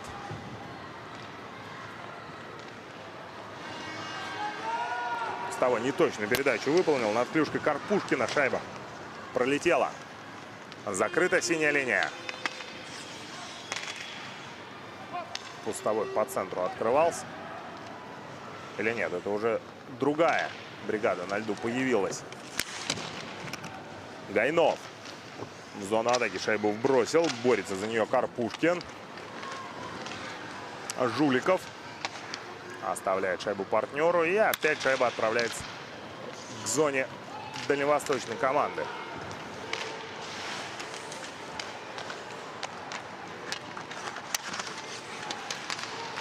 Тиняков передержал шайбу. Не удалось ему ее вывести из своей зоны. Прищепа. Уже хотел по свободному льду. В последний момент успел ему по клюшке ударить Ян Тиняков. Шайбу в итоге Прищепа упустил из-под своего контроля. И после чего шайба прилетает опять к воротам Максима Подорожного. Появляется на льду Тимофей Дудченко. Не удалось большинство реализовать. А сейчас будет еще одна попытка на реализацию большинства.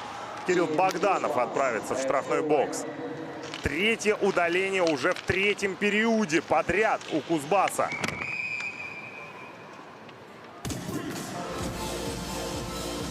Кирилл Богданов на 2 минуты.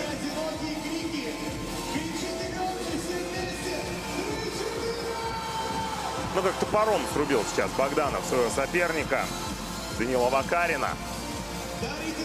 Автор единственного гола в составе Кузбасса в этом матче. Но, как я уже говорил, в первом периоде был одним из самых заметных игроков. Кузбасс хотя бы что-то создавал. Но уже начиная со второго периода моментов все меньше и меньше. Илья Захаров задумчив. А игра у нас возобновилась. Зона атаки закрыта. Цыбринский вглубь зоны передачу сделал. Вот сейчас Цыбринский по шайбе не попал, но тем не менее удалось ее сохранить. Бросок с дальней дистанции, но вот уже третье сочетание выпускает на лед Евгений Кувека.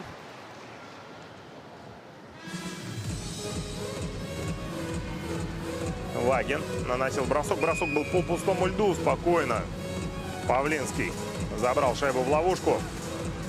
Звено Сергея Алексейчука остается на площадке. Алексейчук вбрасывание проигрывает. Сразу же шайба в среднюю зону была отправлена. Вагин. Цыбринский.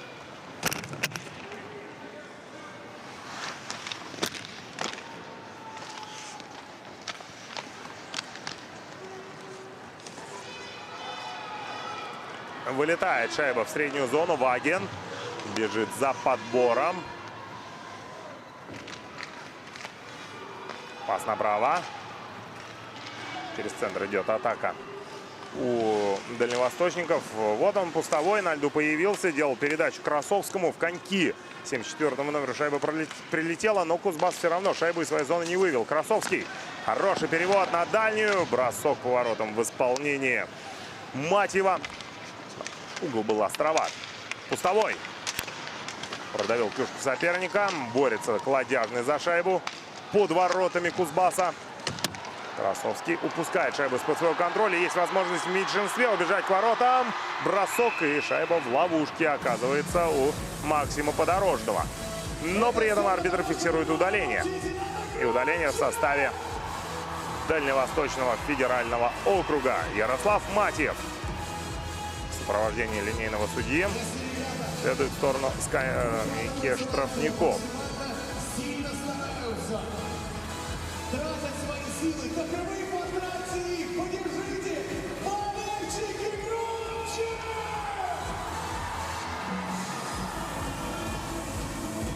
Но, по крайней мере, Кузбасс обострил. Сейчас 4-4. Некоторое время поиграют команды. Затем большинство будет. Бросок с дальней дистанции. Ух ты, пуля хорошая вылетела. Виктор Титяйкин атаковал. Через 25 секунд на льду появится пятый игрок у Кузбасса.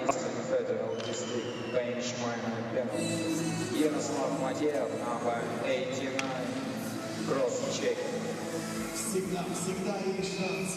Но без вашей поддержки... Ну, я так понимаю, Ярослав Матьев заработал удаление где-то вот за задержку за пределами объектива камер. Он-то был на чужом пятаке, возможно, там кого-то придержал.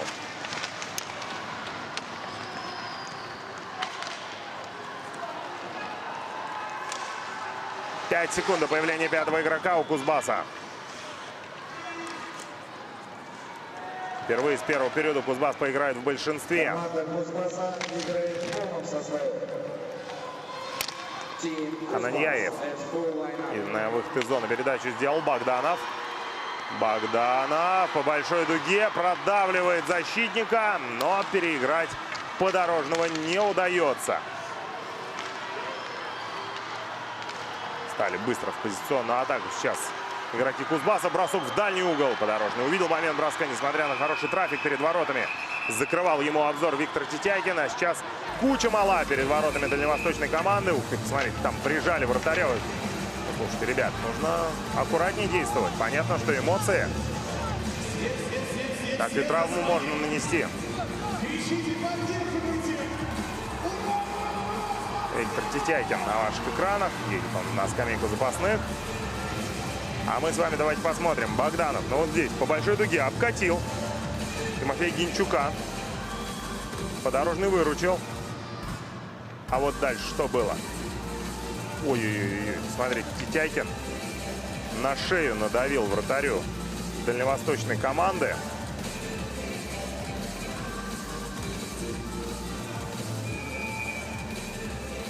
И вбрасывание выносится в среднюю зону, оно и понятно.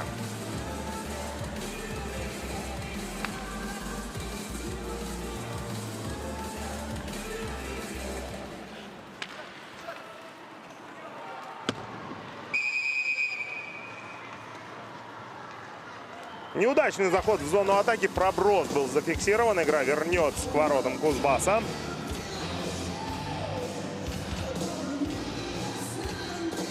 Тимофей Казбанов на ваших экранах. Сегодня уже 6 минут штраф получил.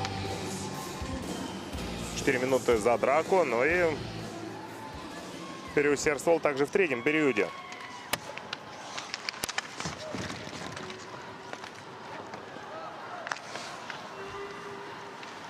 Качев на левую передачу делает. Казбанов закатился в зону атаки. Тимофей на вершину делает передачу. Бросок с кистей. Слишком высоко шайба полетела после броска Бортникова. Пас направо. Бортников отыгрывается с Жуликовым. Бортников вглубь зоны делает передачу и выскочила шайба на пятак. Но Владимир Качев до нее дотянуться не смог. Лишь за воротами он ее подобрал, выгрузил на пятак. Но и здесь уже после остановки игры продавили щиток Максима Подорожного. И очередная небольшая потасовка. Ну вот говорил я про то, что темп третьего периода был неплохим. Но вот сейчас с каждой минутой остановок все больше и больше. Отметим здесь Вагина, который грамотно Качева убрал подальше от своих ворот. Качев-то здесь тоже у Вагина выиграл позицию. Посмотрите, довел дело до броска. И уже после остановки игры Владислав Жуликов продавил щиток Максима Подорожного. Вообще, конечно, это очень похоже на 2 минуты.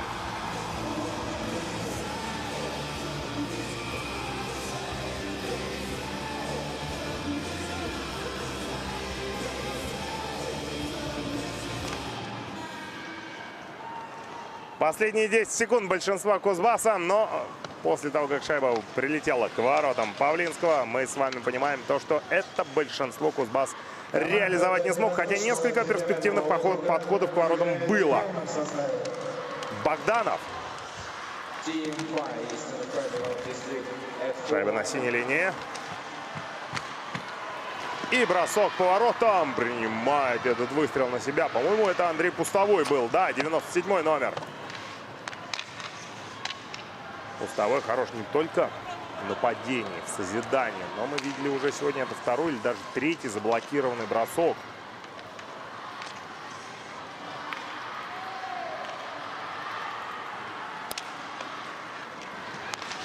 А ведь он на год моложе остальных.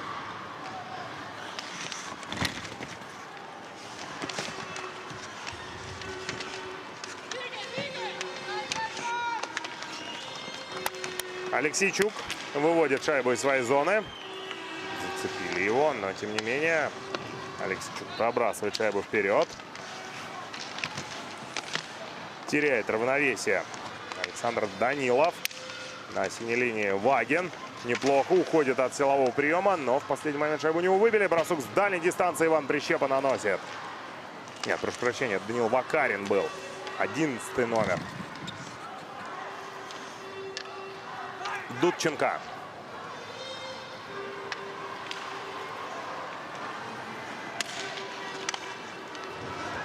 Хорошо корпусом шайбу закрыл Данил Вакарин. Завез шайбу в зону Кузбасса.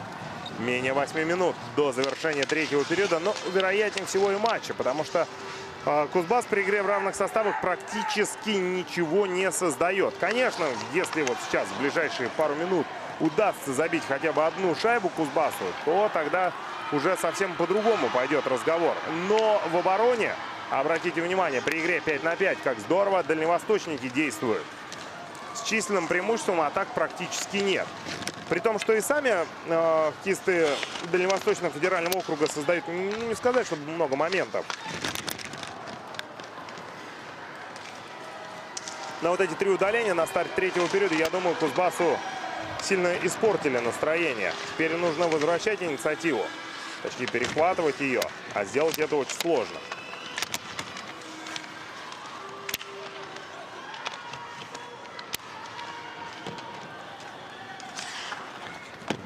Попытка броска от борта в исполнении Яна Тинякова. И пролетела шайба на скамейку запасных дальневосточников.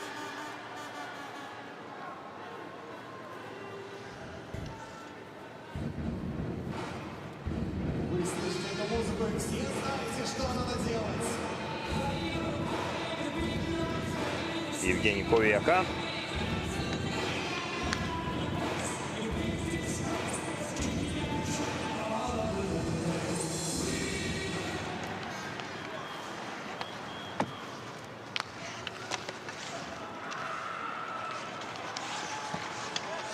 Силовая борьба. И что здесь остановка у нас? Очередная. Ух ты, повреждение. И это очень больно. Удаление будет. Была поднята вверх рука главного арбитра. Владимир Качев отправляется в штрафной бокс. А на 2 минуты Пустовому досталось.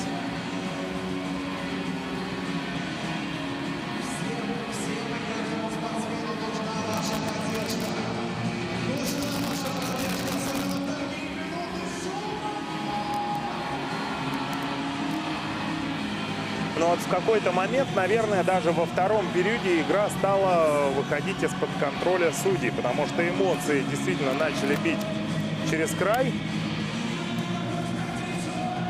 Давайте с вами посмотрим. Так. Ну, слушайте, это до конца. Такое надо удалять до конца, чтобы неповадно было в следующий раз. Владимир Качев просто в шею попадает Андрею Пустовому. Да.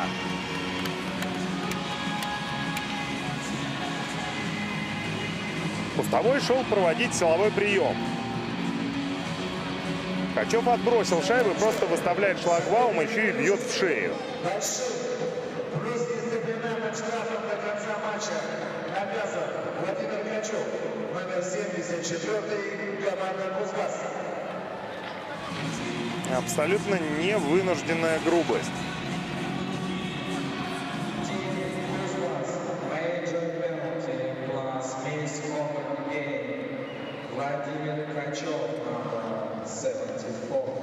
Пятиминутный штраф за Качева приехал отбывать Евгений Ершов. Ну и, в принципе, на этом все перспективы Кузбасса, я думаю, заканчиваются. Андрею Пустовому желаем избежать травмы. Будем надеяться, что он на льду еще появится в этом матче. Пока его в первой спецбригаде мы с вами не наблюдаем. Бросок в исполнении Прищепы. И шайба летит мимо створа.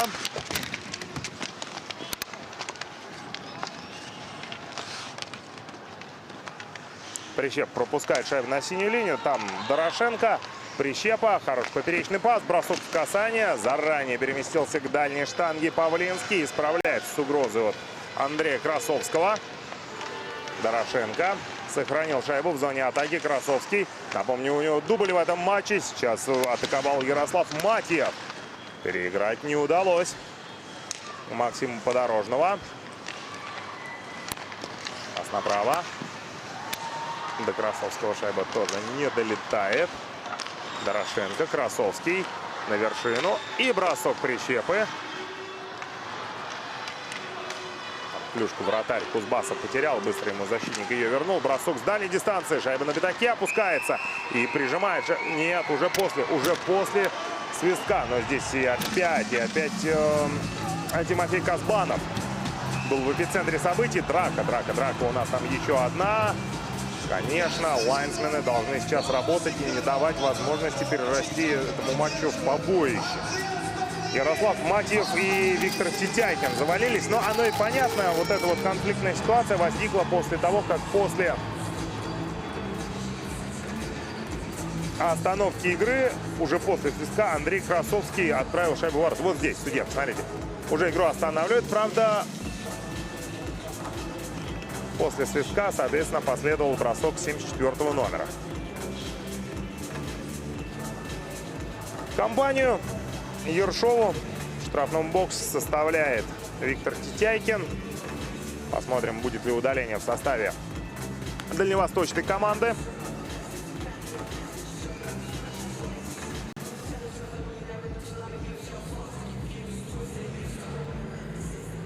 Да, Ярослав Матьев в штрафном боксе. За военную грубость малым штрафом наказан Игашин.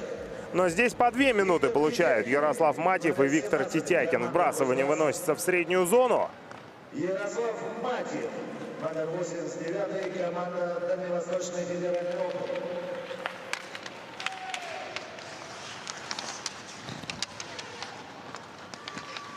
Спокойно забираются в зону атаки дальневосточники. 3,5 на игру в большинстве еще есть. Бросок от синей линии, добивание.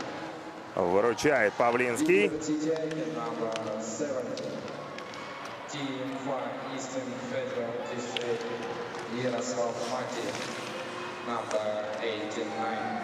Через центр завезли шайбу в зону атаки номинальные гости. Еще одно удаление будет. Вот сейчас игра уже 5-3. Кузбасс явно чуть покрепче команда с точки зрения габаритов. Она чуть повыше, чуть побольше. Ну а здесь удар коленом фиксируется. Очень грубо играет. И в штрафной бокс Тимофея Дудченко отправляют. Уже 3 игрока Кузбасса в штрафном боксе. Вот именно сейчас очень нужна поддержка от каждой трибуны.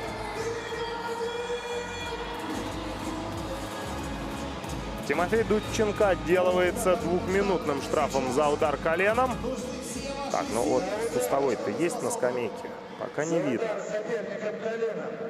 Малым штрафом наказан Тимофей Дудченко, номер 4, команда. Ну вот первая спецбригада на льду появляется. Колодяжный, 24 номер. Красовский в центре. Вагин на льду появился. Справа Дорошенко. И вместе с ними Прищепа. Нет, Кустового по-прежнему мы не видим. Прищепа на пятак делает мягкую, короткую передачу. 2 полных минуты на игру 5-3. Забивай не хочу. Прищепа на вершину. Дорошенко с кистей в ближнего игрока попадает. Михаил Кананьяев на линии броска оказался.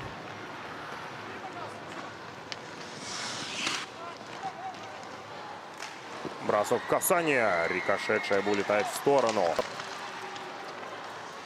Вагин на вершину. Бросок по воротам. Бросок был заблокирован. Красовский. Прищепа. Сделал вираж. Бросил. Хорошая борьба там на пятаке идет. Закрыт обзор у вратаря. Бросок Прищепы в ближний угол. Шайба с внешней стороны ворот в сетку попала. Ну и сейчас Красовский тоже бросал в ближний. Но в отличие от броска Прищепа, шайба улетела сейчас и вовсе за пределы площадки. Ну вот здесь уже и Красовский на повышенных общается с Егором Хананьяевым, капитаном Кузбасса.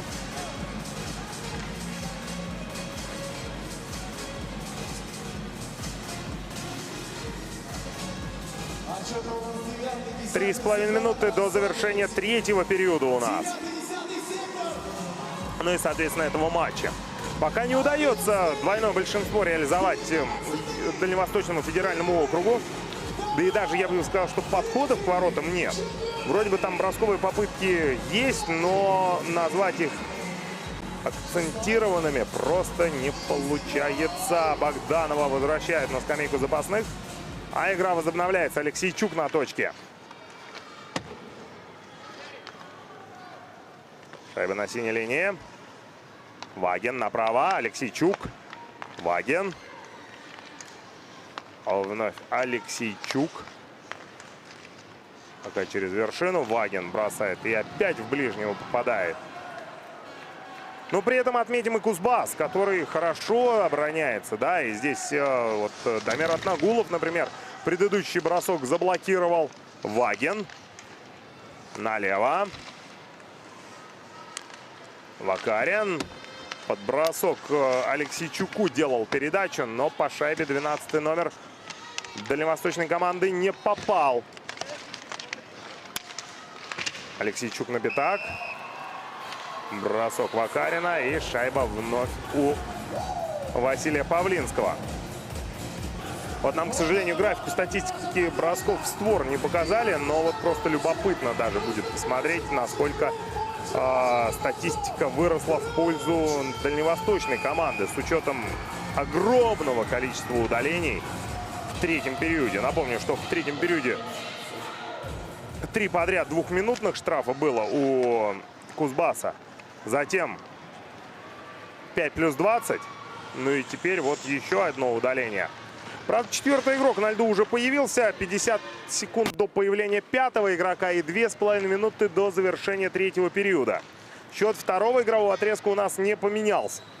Прищепа за спину шайбу оставил. Хороший слабый прием. Голову опускать Карпушкину ни в коем случае не нужно. Особенно в зоне атаки.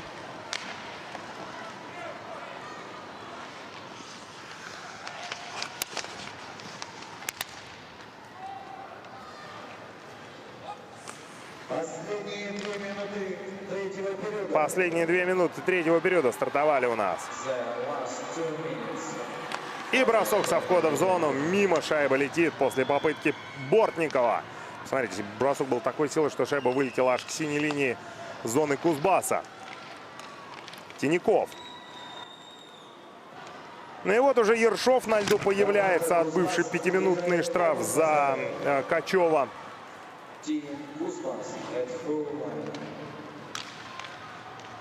Ладяжный, неплохо.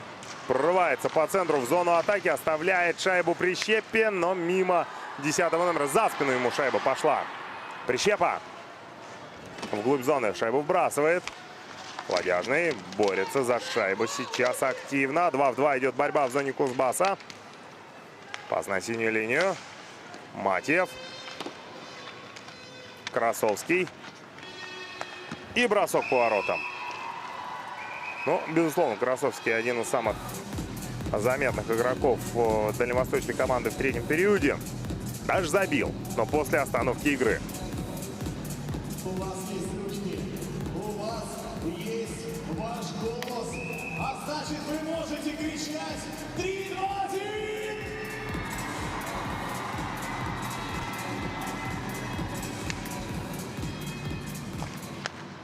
Возобновилась игра. Вбрасывание осталось за Кузбассом. Будет удаление в составе дальневосточной команды. Ну и здесь Богданов. Богданов! И Подорожный опускает левый щиток у дальней штанги, не позволяя Богданову оформить дубль. Кирилл Богданов уже дважды заходил на гол в третьем периоде.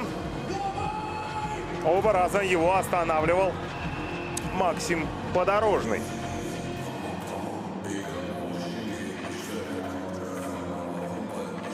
А сейчас вот здесь за задержку отправляется в штрафной бокс Андрей Колодяжный. Но при этом мы отметим Дамира Атнагулова, который даже несмотря на то, что его цепляли, все-таки смог сделать передачу на свободный лед. Илья Захаров берет 30-секундный тайм-аут. Собирает вокруг себя своих подопечных. Понятно, что игру спасти уже не удастся, но забить вторую шайбу, а почему бы и нет? У нас остается решающий 46 секунд. Так, нет, Ярослав Матев отправляется в штрафной бокс. За задержку соперника клюшкой. Малым штрафом наказан Ярослав Матьев. И меняет вратаря Илья Захаров. Для Василия Павлинского игра, по сути, уже закончилась. Давал он шанс своей команде в третьем периоде? Безусловно. Сколько отраженных бросков у него было? Но, может быть, уже после окончания третьего периода нам покажут статистику. Ну а пока вбрасывание остается за дальневосточниками. Шайба отправляется в зону Кузбасса.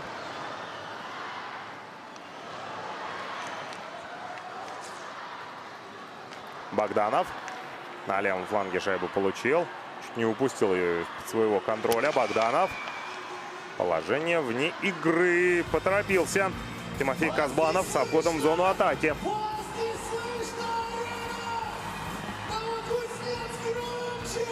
Евгений Владимирович Кувека на ваших экранах.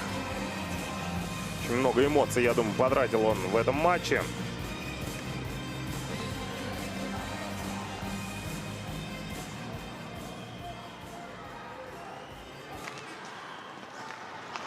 Классно выигранное вбрасывание. Бросок по пустым воротам. Мимо шайба пролетела. Ян Тиняков. Выход 2 в 1 получается. Будет бросать? Будет. Но вновь Подорожный выручает после броска Данила Пархачева. Шайба в средней зоне оказывается. Богданов. В зону атаки бросил. Подорожный отбрасывает шайбу в сторону. И на этом все. Звучит сирена, которая фиксирует итоговую победу Дальневосточного федерального округа со счетом 4-1. В третьем периоде уйму большинства имели дальневосточники, но ни одной шайбы забить не смогли. Команда Ильи Захарова сегодня проигрывает, но давайте говорить честно. Кузбасс в третьем периоде уже играл грубо. Даже где-то за гранью. Желаем здоровья Пустовому. Вон он вроде бы появился на льду. Да, вон 97-й номер без шлема. Самое главное, что с ним все в порядке. Сегодня Андрей Пустовой, один из самых заметных игроков в составе Дальневосточного федерального округа. Сегодня двумя результативными передачами отметился. Андрей Красовский, автор дубля. Еще по голу записали Сергей Алексейчук и Иван Прищепа. Единственный гол в составе Кузбасса забил Кирилл Богданов. Еще по ходу первого периода.